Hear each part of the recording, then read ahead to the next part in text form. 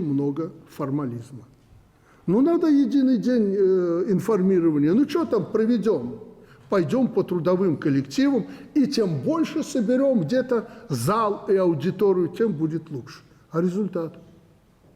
Я предупреждал, что идеологические работники – это редкость. Это величайшая редкость. Человек, который придет в зал, захватит внимание этого зала и скажет не только то, что хочет услышать человек, может, даже и неприятное, но человек поймет. Человек это воспримет. И это, Ольга Ивановна, даже не преподаватель. Это не то даже мастерство, которым владеете, я извиняюсь, к примеру говорю, которым владеете вы и преподаватели в целом. А это далеко не преподаватель. Это редкие люди. Поэтому, заходя в зал, а у нас некоторые высшие должностные лица страдают этой болезнью, вот мы с народом, мы придем, мы зал соберем, чем больше, тем лучше.